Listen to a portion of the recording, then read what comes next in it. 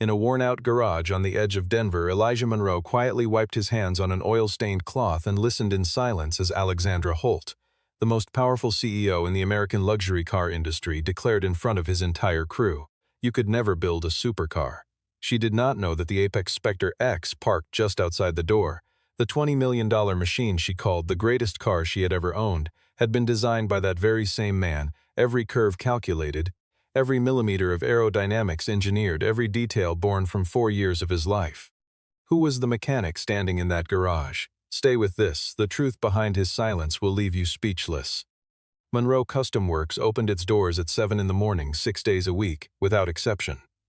The sign above the entrance was faded at the edges, the paint on the exterior wall had begun to peel in the Colorado sun, and the parking lot held more oil stains than it did cars at any given hour before noon.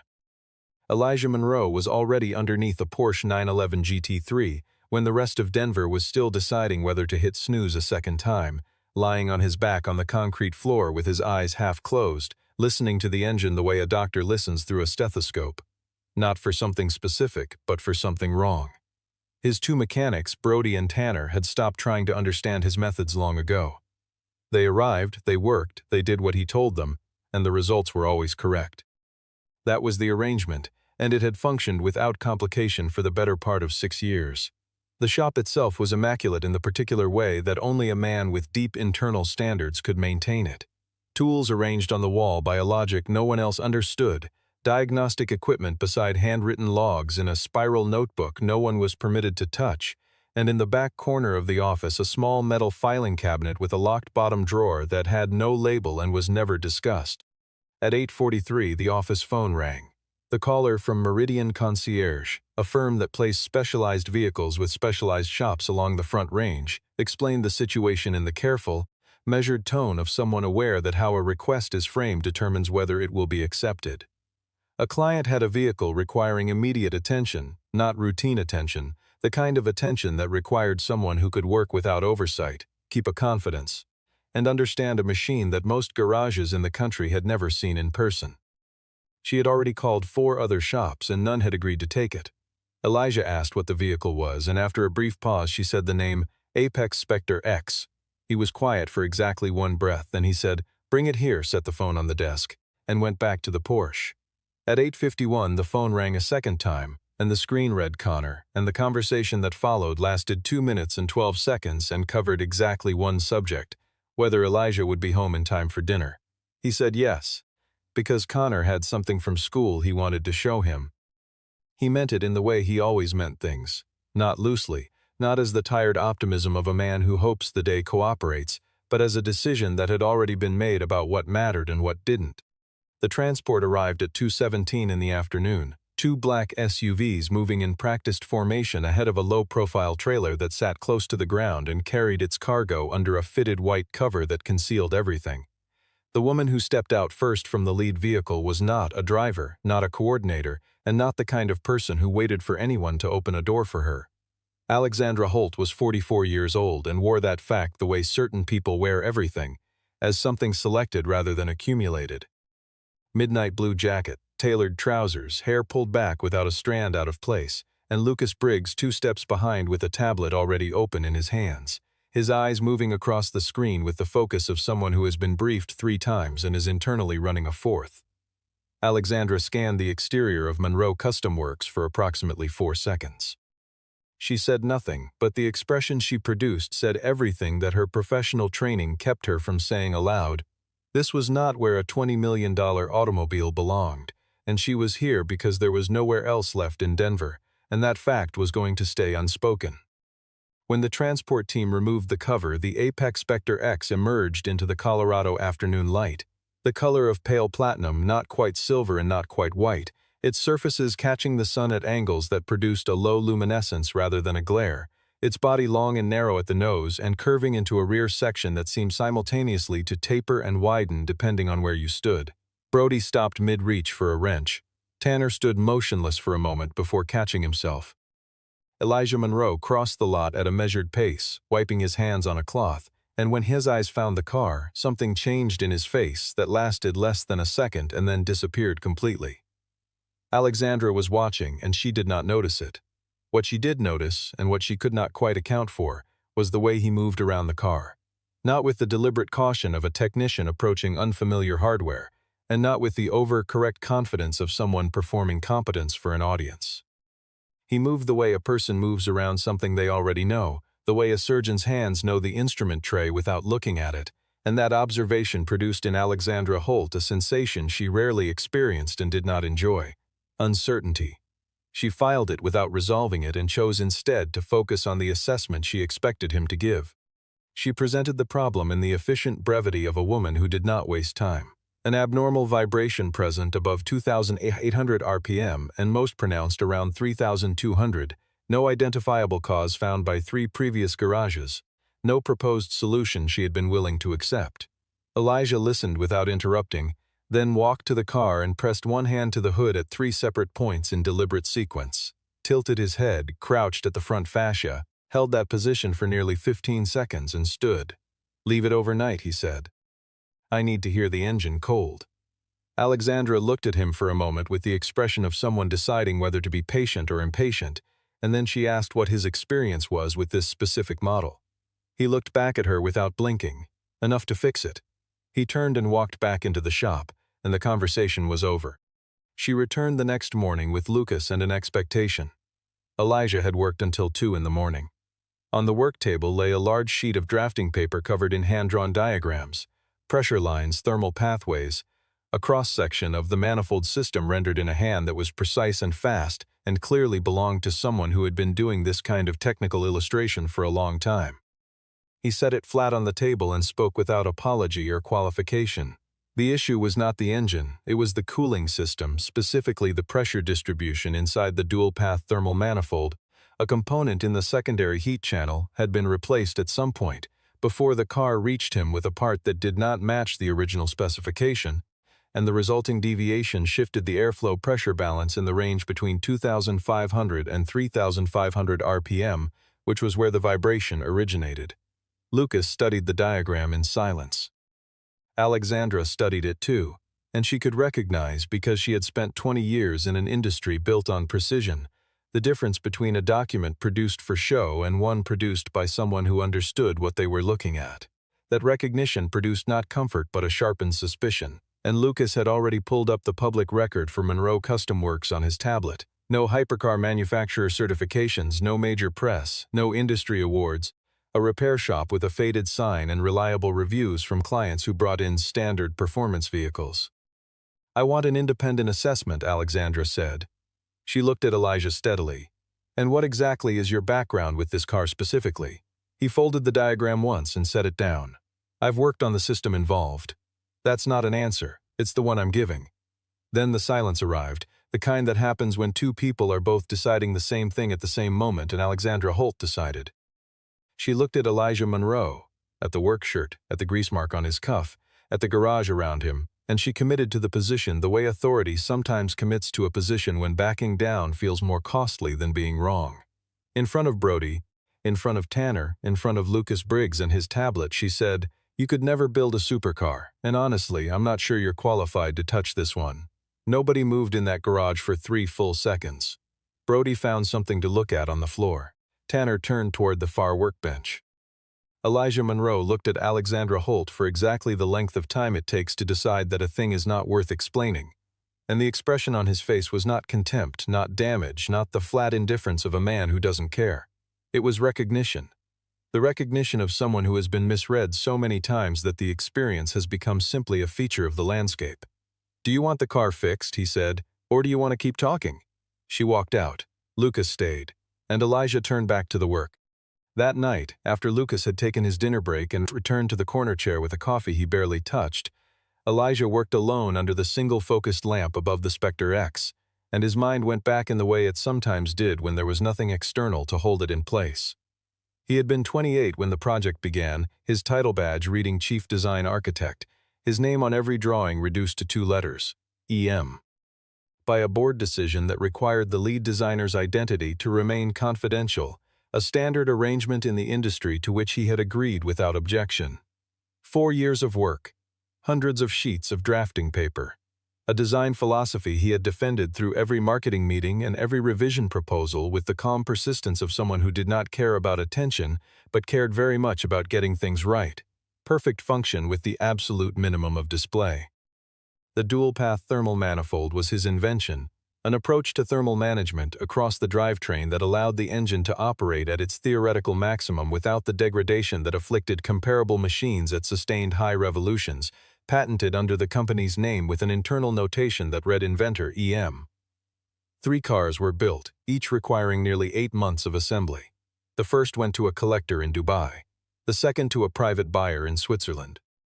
The third, the one on his lift in Colorado, had passed through 2 prior owners before reaching Alexandra Holt, who had paid $14 million for it at a private New York auction and considered it the centerpiece of everything she had built. The cars were unveiled in the spring of 2015, and the press called EM the most quietly brilliant anonymous mind in 21st-century automotive design, and nobody knew who that was, and that was the week Rachel died. She had been driving home from a night shift at the hospital when the accident happened, and Connor had been 22 months old, and the week that was the highest point in Elijah's professional life was also the last week of his marriage. He resigned quietly. The board pushed back hard because they could not understand why the person who had just designed the most celebrated car of the decade would walk away from it, and he did not explain. The meetings lasted 3 weeks and produced nothing except a growing awareness on the board's part that there was no argument they could make that would hold. What do you say to a man who has already decided what matters? You sign the paper. He negotiated 1 term. He surrendered his financial interest in the company's future revenue from the Spectre X, and in exchange every document connecting EM to Elijah Monroe was sealed permanently and without exception. They signed because they needed him to go quietly, and he had given them what they needed. He opened a shop in Denver because he needed work he could leave at 8 o'clock, and because Connor needed someone at the dinner table, and because the kind of life that had produced the Apex Spectre X had also produced a boy who had lost his mother at 22 months, and the boy was more important. Now standing in front of the DPTM with his hands on the manifold casing, he found the problem in 7 minutes. The secondary regulation valve was a near-match replacement that someone had installed without understanding that the DPTM's tolerances did not accommodate near-match anything. 3 millimeters in internal diameter. 3 millimeters that created a pressure imbalance every time the engine climbed above 2,800 revolutions per minute. Only someone who had the original design specifications would know to look for it, and only someone who had written those specifications would recognize it immediately by touch. Elijah retrieved a legal pad from the office and began writing out the corrective procedure from memory. On the 3rd morning, Alexandra arrived with someone new. Marcus Webb carried a leather portfolio and the settled authority of a man whose credentials were the first thing he communicated about himself, and he had come with 8 years of experience at a European hypercar manufacturer and a consulting practice built on the kind of assessments that wealthy clients paid substantial rates to receive. He spent 45 minutes with the car, reviewed Elijah's diagnostic notes with the expression of a man looking for what he expected to find rather than what was actually there, asked 2 technical questions that Elijah answered directly, and produced a conclusion. The throttle body assembly required replacement. A specialist part from a supplier in Munich at $85,000 plus labor, and he presented this with the tone of a man delivering a confident solution to a problem he fully understood. Elijah waited until he finished, then set his corrective procedure on the table beside Webb's portfolio, 4 handwritten pages with 2 additional pages of pressure diagrams, and said plainly, "The throttle body isn't the cause. If you replace it, the vibration will remain. You will have spent the money and the time and still have the same problem." Marcus Webb looked at the document, looked at the man who had produced it, and said that the analysis did not follow any published diagnostic protocol for this vehicle class and had no basis in publicly available technical documentation, which was not wrong, because the specifications for the DPTM had never been released outside Apex Dynamics' internal archive. Lucas Briggs looked at the pressure diagrams for a long time without speaking. Alexandra looked from Marcus Webb to Elijah Monroe, and the choice she was making was not actually about the car, and some part of her understood that. She chose Marcus Webb because he had a portfolio and a contact in Munich and the entire vocabulary of established authority, and the man across from her had none of those signals, only 4 pages in a handwritten hand and a certainty she could not explain. Elijah picked up his document, folded it, and said one sentence before walking back into the shop. "When the vibration is still there after the throttle body comes out, you know where I am." Lucas Briggs did not follow Alexandra to the parking lot immediately. He stood in the bay for a moment longer than necessary, looking at the table where the document had been, thinking about something he had not yet formed into a question. 3 days later, the Spectre X came back to Alexandra's building with a new throttle body and a signed assessment from Marcus Webb confirming acceptable performance parameters. Documentation produced on the second day after installation, before the vehicle had been run at sustained RPM long enough to confirm anything. The vibration was unchanged at 2,800 revolutions. By 3,200 there was an additional symptom, a slight hesitation in throttle response that had not existed before. The replacement had not solved the original problem. It had introduced a second one. Alexandra had 5 days until the Holt Prestige Motors annual showcase. 200 invited guests, 6 automotive journalists, a ballroom at the Ritz-Carlton downtown, a raised platform under its own lighting array, and at the center of it the Apex Spectre X scheduled for a live engine start and a sustained rev sequence that the invitations described as a moment guests would not forget. Lucas Briggs drove to Monroe Custom Works the following morning without telling Alexandra, parked in the lot, walked into the front bay, and asked Elijah directly how serious the manifold problem was. Elijah answered the same way he answered everything.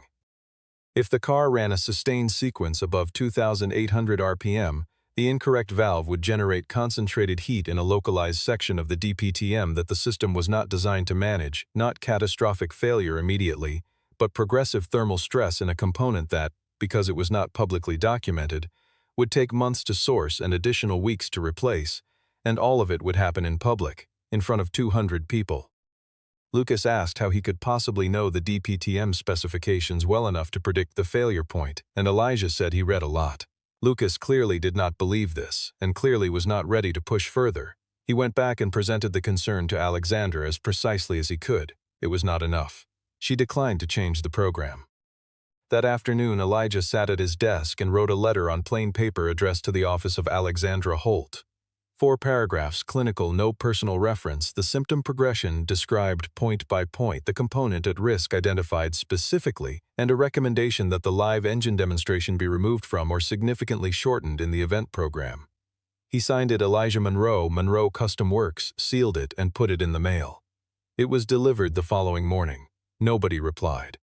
Dr. Nolan Vance had been in Denver for 4 days attending a symposium at the University of Colorado's engineering department when he heard the name of the garage through a colleague who worked adjacent to the concierge automotive sector.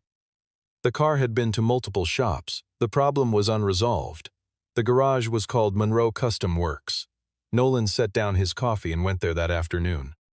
When Elijah looked up from the Porsche and saw who was in the doorway, he set his wrench on the frame without being called and came over, because there was no pretending that was a routine customer. They had not seen each other in 10 years, and there was no moment of not recognizing each other. There was instead the particular quiet of 2 people who share a large unresolved history and are deciding in a few seconds how to enter it. They went into the office. Nolan said, "You're repairing the car you built." Elijah said, "I'm repairing a client's car." Nolan said, "That's the same thing." Nolan then said that Apex Dynamics wanted to intervene, contact Alexandra through official channels, send a factory technician from Detroit, resolve the problem cleanly. Elijah said no. Nolan leaned forward. He explained that this was not about Elijah and not about what had happened 10 years ago and not about the non-disclosure or the resignation or any of it. It was about the car, one of 3. If it suffered serious thermal damage during a public event, in front of journalists, because a valve had been swapped and nobody had caught it, that story would leave Denver and it would become the story about the Spectre X. And every collector who owned one would begin to worry, and the car's legacy would be rewritten by a failure that was entirely preventable. He waited. Elijah was quiet for a while, looking through the office window at the empty center bay where the Spectre X had been sitting. The argument Nolan had made was not a new kind of argument. Elijah had heard variations of it before, from the board, from engineers he respected, from people who believed that certain work was too important to be left alone regardless of the personal cost. What was different this time was that the argument was not about his career or his legacy or his professional obligation to the industry. It was about the machine itself. One specific machine, with a specific flaw, in the hands of someone who did not know what she was holding and was about to display that fact to everyone in the room. Elijah understood in that quiet that he had not stayed out of the situation because he was indifferent to it. He had stayed out because no one had given him a reason to enter that was worth the cost of entering. Nolan had just given him one. Then he said, "I'll be at the event." Nolan asked what he planned to do. Elijah said it would depend on what happened. Nolan asked one more question. If she asked who he was, what would he say? Elijah was quiet again, longer this time. "I'm a mechanic from Denver." Nolan looked at him with the expression of a man who has learned that some decisions belong entirely to the person making them, nodded once, said he would also be present, and walked out of the shop. The grand ballroom of the Ritz-Carlton Denver was the kind of room that made everything inside it feel deliberate. The ceiling was high enough that sound traveled differently, the lighting was warm and precisely angled, and 200 guests in evening dress moved through the space with the unhurried confidence of people accustomed to exactly this kind of room. At the center, on a raised platform built specifically for the evening, the Apex Spectre X sat under a column of focused white light that gave the car's platinum surface a presence it already possessed without any enhancement. Guests slowed when they passed it. Several stopped entirely, standing at the velvet rope with drinks in hand, saying things to each other that the room's ambient noise absorbed. Alexandra moved through the event in a midnight blue evening dress with the practiced ease of someone who had hosted enough gatherings of this kind that the hosting had become instinctive, reading each cluster of guests, asking the right question, moving on at the right moment. Lucas Briggs managed the operational layer from a careful distance. The program was on schedule. Everything was as designed. Elijah Monroe entered through the service entrance at 8:12 in a pressed white shirt and dark trousers, was stopped by security, and was let through by a gesture from Lucas Briggs, who had been watching the entrance camera and had made a decision 2 days ago that he had not shared with his employer. Elijah positioned himself near the edge of the platform, close enough to the car that he could reach it in under 15 seconds, and stood with one hand in his pocket, watching the room the way a person watches something they are responsible for, even when they hold no official standing in the situation. The program director took the stage at 8:45, introduced the centerpiece of the evening, and a technician climbed into the Spectre X and brought the engine to life. The sound that filled the room was low and broad and seemed to originate from somewhere deeper than the machine itself, and several guests set down their glasses, and the rev sequence began climbing past 2,000 RPM with the controlled authority of a properly operating machine. At 40 seconds, the vibration arrived. It came first as a tremor in the platform structure that guests near the rope felt in their feet before their ears confirmed it, and then as a roughness threading through the engine note, a texture that did not belong to this machine. The thermal indicator on the monitoring tablet began climbing in a steady, purposeful arc. The technician looked at the screen. Marcus Webb, standing near the rear axis of the platform, turned pale. Elijah was already moving. He walked at the pace of someone who knows exactly where they are going and does not need to hurry because they are already thinking past the act of arriving. He stepped past the velvet rope. A guard moved to intercept. Lucas Briggs raised one hand from across the room. The guard stopped. The room was getting quiet in the specific way. Rooms get quiet when something real is happening inside them, and 200 people were watching a man in a white dress shirt open the hood of a $20 million car in a hotel ballroom. His hands moved with the certainty of a man who had designed every component he was touching, who knew not just how the system functioned but why each element existed, what problem it had been built to solve, what it would do when pushed beyond a corrected tolerance. 4 adjustments, a pressure check by hand at 2 points, a 5th adjustment. 90 seconds. The vibrations stopped. The thermal indicator stabilized. The engine sound returned to what it was supposed to be, smooth, deep, composed, the sound of something that had been built to be precisely this and nothing more.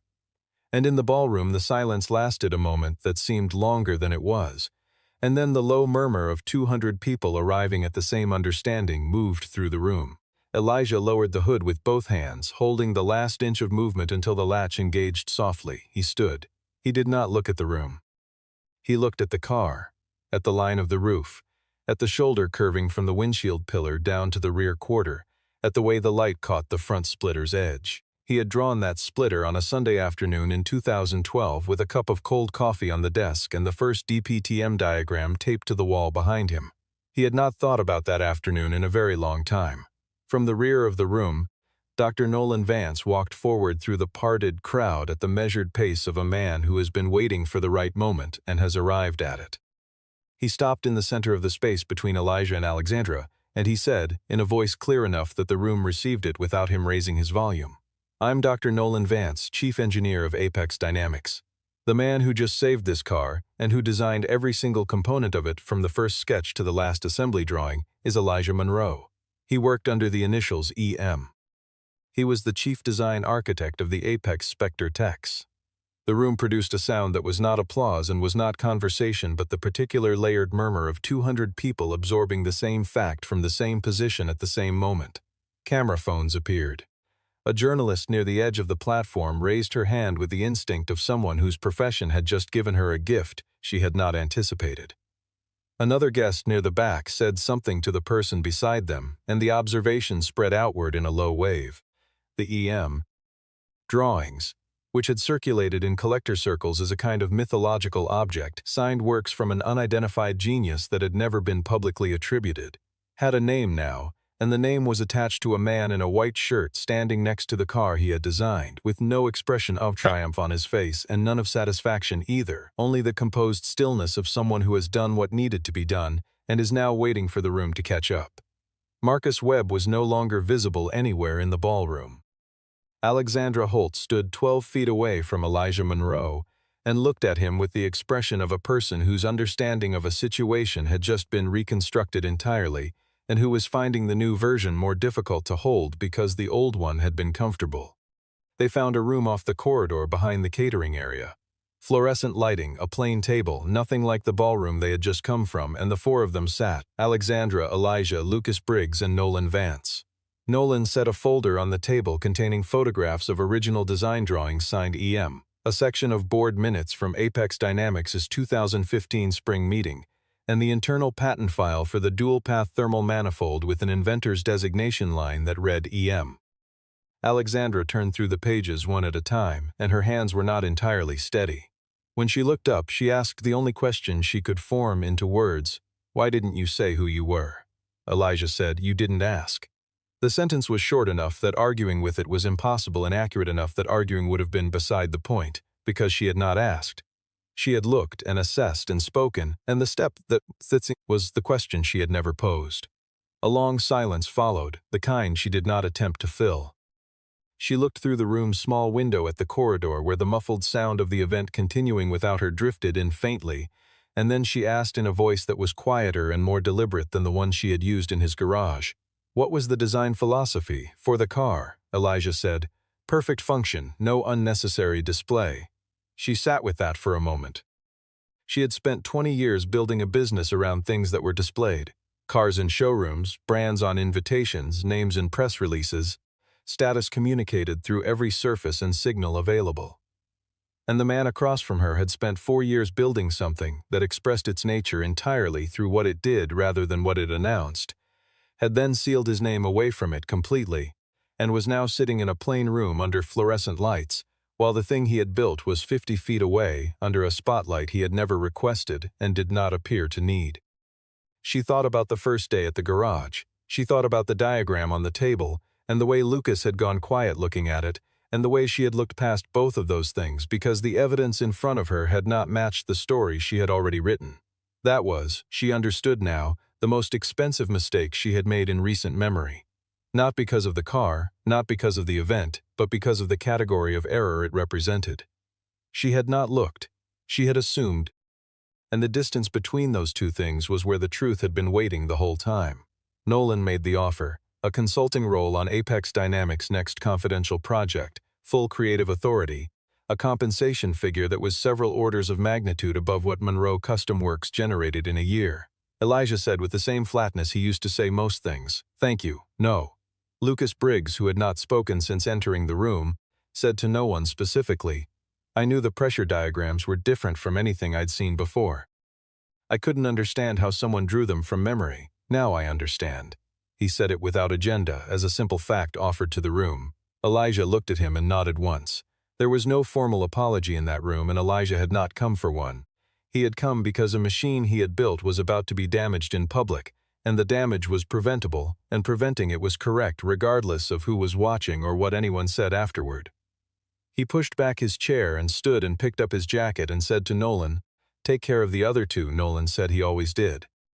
Elijah walked to the door and left without looking back.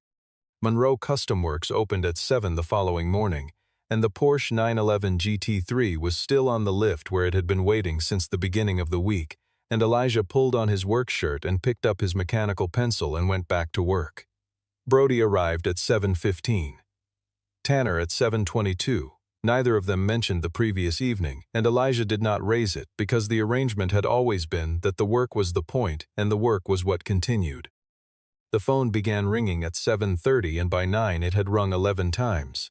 Concierge services he'd never worked with, collector clients from other cities, a journalist from an automotive publication, a law firm representing a private equity group he'd never heard of.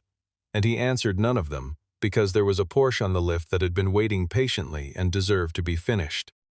At 9:12, Diana Kerr arrived, Director of Communications for Apex Dynamics, professional and composed, carrying a business card and a formal acquisition offer in a document she set on the table with the confidence of someone presenting a conclusion that no reasonable person would decline.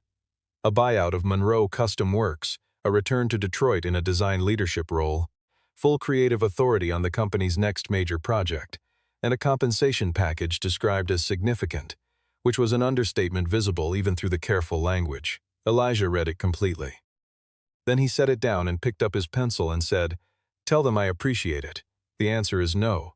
Diana Kerr stood in the doorway for a moment, slightly longer than the one typically granted to a conclusion. He thanked him, collected her card, and walked back through the shop to the parking lot. At 10:32, a dark sedan pulled into the lot. Not the black SUV, not anything that announced itself, and Alexandra Holt walked in alone and set an envelope on the workbench beside his pencil. Inside was a check covering the full amount of the initial diagnostic work she had walked away from without paying when she had taken the car to Marcus Webb. She looked at Elijah and said, "I didn't know who I was talking to." He looked at the envelope, then at her and said, "Now you do." He picked up the envelope, opened the drawer beside him and placed it inside, not as a performance of indifference, not as dismissal, but as a man who had been owed something and had received it and was ready to continue. Alexandra did not leave immediately.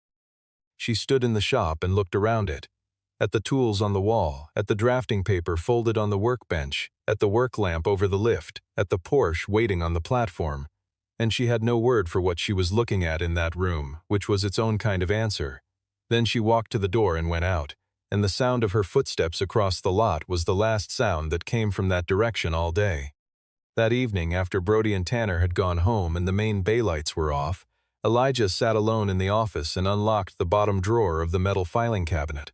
Inside was a folder of drafting paper that had yellowed at the margins over 10 years, and beneath it a lanyard badge inside a plastic sleeve. The badge read Apex Dynamics at the top, and below the logo, in the same clean typeface used on every official document the company had ever produced, it said, "Elijah Monroe, Chief Design Architect." He held it in the quiet of the shop and looked at his name on it for a while. Not EM.